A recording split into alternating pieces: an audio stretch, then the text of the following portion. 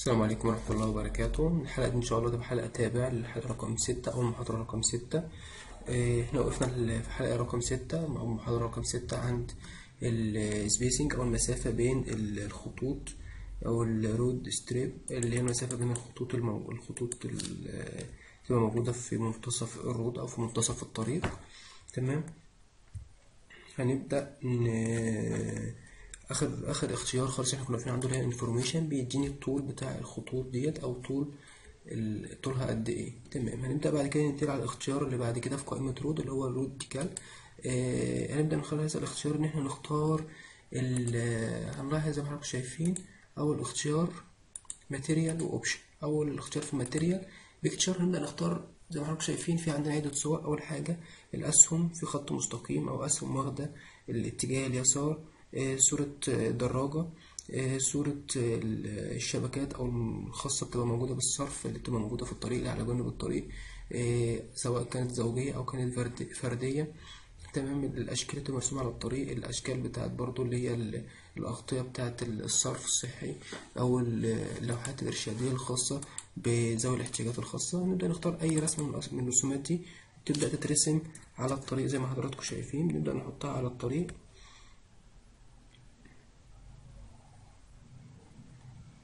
بنبدأ نحطها على الطريق. هنبدأ نتحكم في من اوبشن او من ماتيريال. احنا اخترنا الماتيريال، اخترنا الرسمة. الترانسبيرنسي اللي هي درجة وضوح الصورة قد ايه او درجة ظهورها قد ايه. تمام. الويدث اللي هو العرض بتاع الصورة قد ايه، الطول بتاعها قد ايه، برضو الانجل زاويتها. تمام. بس مسافة بس ما نختار يا جماعة احنا اللوحة او الرسمة اللي احنا عايزينها، سواء كانت الأسهم أو سواء كانت الدراجة. تمام.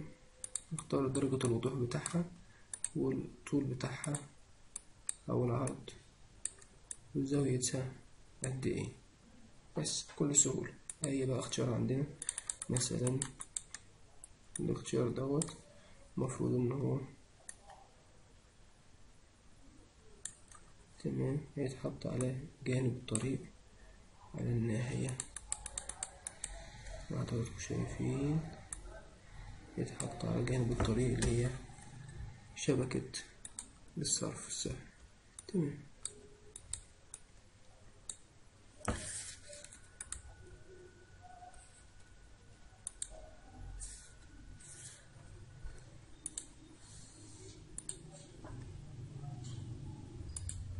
جميل. هنبدأ بعد كده ننتقل على القائمة اللي بعد كده وهي الرود اكسسوارز.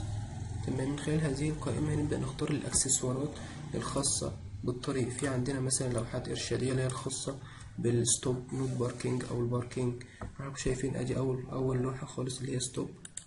تمام. هنبدأ أول ما رسمناها عندنا قائمتين، الأوبشن والأدفانسد. تمام. أدفانسد بنحكم من الإيه، العرض بتاعها أو ارتفاعها قد إيه والعمق بتاعها.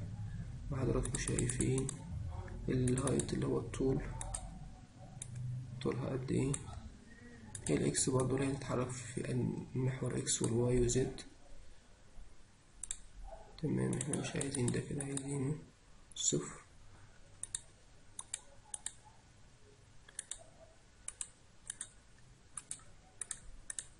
تمام.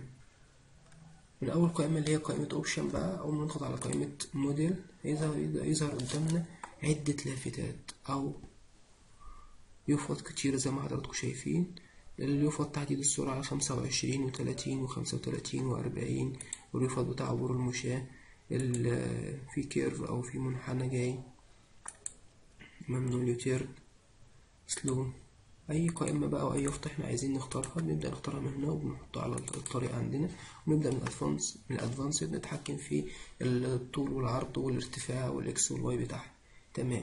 في قائمة موديل برضو 3 اختيارات تانيين أو اختيارين تانيين على الشمال. أول اختيار اللي هو أذر، نبدأ نختار اللي هو زي ما حضراتكم شايفين في صورة دراجات، في اللي هو بايك باركينج اللي هو الجراج بتاع الدراجات أو المكان اللي نركن فيه الدراجات بتاعتنا. ممكن ناخد الرسمة دي كده. تمام. زي ما حضراتكم شايفين نختار اي حاجة ونحطها. في برضو المواسير الخاصة بالاطفاء ممكن نختار واحدة فيهم ونحطها على الرصيف بتاعنا او على جانب الطريق بتاعنا زي ما حضراتكم شايفين. في ايه تاني؟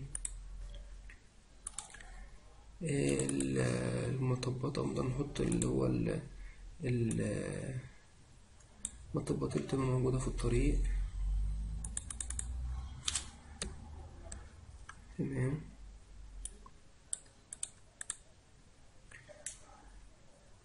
جميل جدا.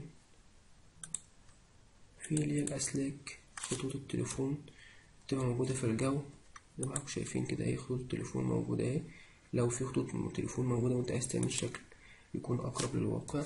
تمام. في ايه تاني؟ اكسسوارز، في الأعمدة الخاصة بخطوط التليفون أو خطوط الكهرباء. تمام.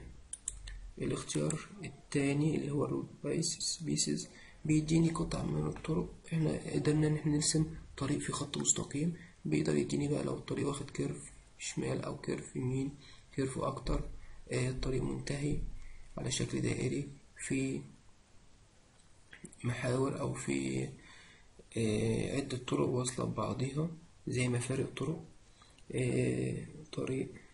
تمام. دي نقدر نستخدمها واحنا بنرسم الطرق.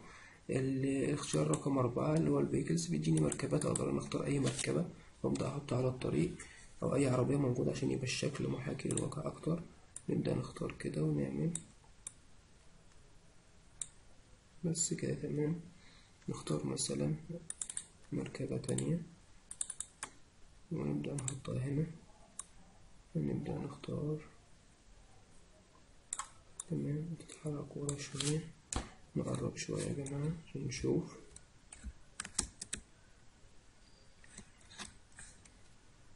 جميل جدا. نبدأ نتحكم فيه ونظبط الزاوية بتاعتها بس كده. تمام.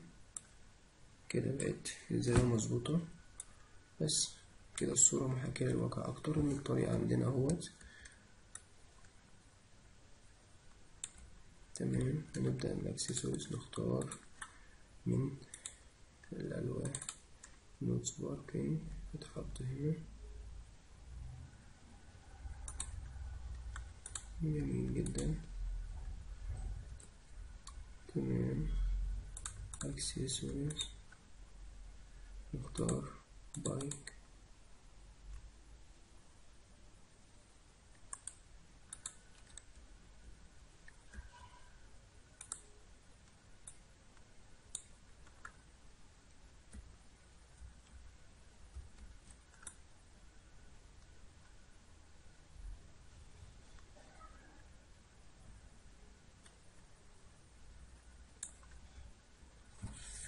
مش لازم، مش مشاكل زي ما انتم شايفين. تمام. هنبدأ نكتب بعد كده على القائمة اللي هي ستريت لايت أو أعمدة الإنارة الخاصة بالطرق. تمام. ادي عمود من الأعمدة، نبدأ مثلا هنثبته هنا أو هنا. أعمدة الإنارة. تمام. هنبدأ نعدل الزاوية بتاعته عشان يبقى مظبوط على الرود من البلين.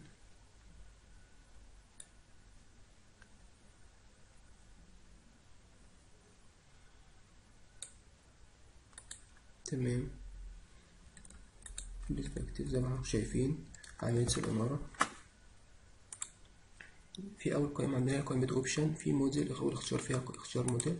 نبدأ ندخل زي ما احنا شايفين في عندنا عدة اختيارات أو عدة موديلات الأعمدة، سواء الأعمدة فردية أو الزوجية اللي موجودة في منتصف الطريق بأشكال كتيرة. نقدر نختار الشكل المطلوب أو الشكل اللي احنا عايزينه ونبدأ ناخده. في كمان عندنا اللي هي الاختيار بتاع إشارة المرور، إشارة فردية أو زوجية أو ثلاثية. تمام. نبدأ نختار اللي احنا عايزينه كله نبدأ نحطه على الطريق. تمام. هنبدأ من خلال أدفانسد الإليفيشن اللي هو ارتفاع عن مستوى سطح الأرض. الرانج اللي هي احنا قلنا دي اللي هي شدة الضوء بتاعنا إذا كان منخفض أو شديد. تمام. البيم أنجل اللي هي زاوية الضوء بتاعنا قد إيه. والكلر بنتحكم في لون الإضاءة بتاعت الأعمدة. تمام. نبدأ ننتقل بعد كده للأدفانسد. أول حاجة اللي هي العرض العمود، العمق، الطول بتاعه قد ايه. هنا كان 5 متر، نبدأ نقصره شوية عشان يبقى محاكي للواقع شوية، مش قوي كده. تمام. والإكس والواي والزد. تمام. يبقى احنا كده خلصنا يا جماعة كمان الاختيار اللي هو ستريت لايت. ننتقل بعد كده على الاختيار الأخير واللي بعده جارد ريال. الاختيار جارد ريال نقدر من خلاله إن احنا نرسم الأسوار أو الإطارات بتاعة الطريق بتاعتنا. من خلال الاختيار نضغط كليك، هننزل بالماوس على الرسم. نبدأ مثلا هنشد كليك شمال، السويتش سايد فين. تمام. زي ما حضراتكم شايفين بدأ يترسم معانا السور الخاص بالطريق، وبدأ حتى كمان ياخد شكل الكيرف بتاعه يطلع معانا. تمام. نبدأ من الأوبشن بتاع أول حاجة الريل ماتيريال. الريل ماتيريال هي الجزء المعدني الموجود بالعرض اللي موجود على الأعمدة الخشبية دي. نبدأ نتحكم في الماتيريال بتاعته أو في الخامة بتاعته، سواء كان اللون دوت أو طرطات عشان يبقى احنا شايفين اللون بتاعها اتغير. أي لون بقى احنا عايزينه نبدأ نتحكم فيه. تمام. السايز والأنجل والإكس واي خدناه قبل كده. البوست الماتيريال اللي هي الأعمدة الخشبية نبدأ نتحكم في الخامة بتاعتها بقى. ناخد دوت زي ما شايفين اللون بتاعها كلها اتغير مرة واحدة. تمام. السايز والأنجل والإكس واي خدناها. الأوبشن بتاعهم اللي هو الهايت اللي هو ارتفاع الأعمدة قد ايه، أنا عايز ارتفاع الأعمدة دي بطول قد ايه. والبوست سبيسنج هي المسافة بين الأعمدة قد ايه. تمام. والانفورميشن اللي هو طول السور اللي احنا بنيناه طوله قد ايه. جميل. احنا كده فاضل في قائمة يا جماعة احنا ما خدناهاش، او في اختيار احنا ما خدناهوش. الاختيار اللي هو الكيرب رامب، اللي بنقدر من خلال هذا الاختيار ان احنا نعمل منخفضات او حتت منخفضة في الارصفة بتاعتنا او في الكيرب بتاعتنا اللي احنا رسمناها. هنبدأ بس الاول من هنا سيدوك ماتيريال، سيدوك اوبشن. نبدأ نعلي الرصيف بتاعنا عشان تبان هايت ارتفاعها قد ايه. تمام. نعلي، نبدأ ننزل. زي ما حضراتكم شايفين الرصيف عندنا او السايد ووك عندنا هنا في الطريق مرتفع جدا. تمام. هنا في مدخل الفيلا احنا عايزين نعمل منطقة منخفضة تبقى سهلة جدا لدخول العربيات، او تبقى زي مطلع او مدخل للفيلا بتاعتنا. نقدر نعمل الكلام ده من كيرب رام. هنبدأ ننتقل زي ما حضراتكم شايفين بيبدأ يظهر لنا شريط او لون. نقدر نختار المكان اللي احنا عايزين نحط فيه قائمة الكيرب رام. هنبدأ نختارها في مدخل الفيلا من هنا. تمام. نضغط زي ما حضراتكم شايفين الرصيف بقى عامل ازاي. سايد ووك نزل معانا وطلع في نفس الوقت، عمل لنا المدخل بتاع الفيلا. نبدأ من على البلين هنشوف المسافة بتاعتها قد ايه. في لسه احنا عايزين نخليها أعرض شوية. من الأوبشن هي اختيار واحد اللي هو بيبدأ يتحكم في العرض بتاعها. هنبدأ نزود العرض، نزود لحد ما تبدأ الزوايا دي متطابقة مع المدخل إلى حد ما كده. تمام. نبدأ نبتدي بالريسبكتيف زي ما حضراتكم شايفين كده عملنا المدخل الخاص بالفيلا بتاعتنا. تمام. الاختيار دوت الكيرب لامب بنقدر نعمله على السايد ووك وعلى الكيرب كمان. يعني زي ما حضراتكم شايفين هنبدأ مثلا نرسم هنا الرصيف، هنبدأ نرسم الاوبشن بتاعه ارتفاعه قد ايه. تمام. الكيرب ماتيريال هنخليها باللون الأحمر عشان يبقى اللون ظاهر. تمام. هنتحكم في كيرب ماتيريال، احنا اخترنا اللون والاوبشن. هنيجي على الكيرب وايت اللي هو العرض بتاع الكيرب، نعرض نخليه عريض اوي عشان يبان. تمام. نتك على نختار بقى الاختيار كيرب رام. نبدأ نختار مثلا المنطقة دي زي ما حضراتكم شايفين بدأ خلي الجزء ده منخفض عنهم كلهم، ده كأنه المدخل أو المطلع بتاع البيت. ونفس الكلام على اختيار كيرب لوحده. نقدر نعمل برضو هذا الاختيار، هنغير اللون. تمام. والاوبشن الارتفاع بتاعه قد ايه. تمام. والجون طيب اللي هو تمام هيبان اكتر هنا. تمام. كيرب رام خليه في الزاوية زي ما احنا شايفين الزاوية بقت منخفضة. تمام، بيبدأ من خلال ان هو يعمل لي جزء منخفض، اقدر من خلاله اعمل المدخل بتاع او اي جزء منخفض موجود في السايد ووك او في الارصفة بتاعتنا. جميل كده يا جماعة، احنا يعتبر خلصنا قائمة رود، وكده المحاضرة بتاعتنا رقم 6 خلصت. قدرنا من خلال قائمة رود ان احنا نرسم الطرق، نرسم الأرصفة أو السايد ووك كيرف، الأجزاء أو المناطق اللي موجودة بين الأرصفة والطرق. تمام. قدرنا ان احنا نقدر نرسم الخطوط الطولية الموجودة في منتصف الطرق، قدرنا ان احنا نرسم العربيات من الاكسسوارز، ونوضع اللوحات الإرشادية، الأعمدة الإنارة والأسوار اللي بتبقى موجودة على الطرق. وإن شاء الله المحاضرة اللي جاية هنبدأ ننتقل على قائمة اللاندسكيب، ويعتبر من القائمة من أهم القوائم أو اللي احنا أصلا مستخدمين البرنامج من خلالها. وأتمنى النهاردة إن شاء الله تكون الحلقة بتاعت النهاردة تمام. بدأنا إن احنا نخلص جزء كبير، ولو في أي تساؤل يا جماعة حد يخش على الصفحة، أو حد لو في أي تساؤل يبدأوا يكتبوا لي، وإن شاء الله أنا هرد على حضراتكم. السلام عليكم ورحمة الله وبركاته.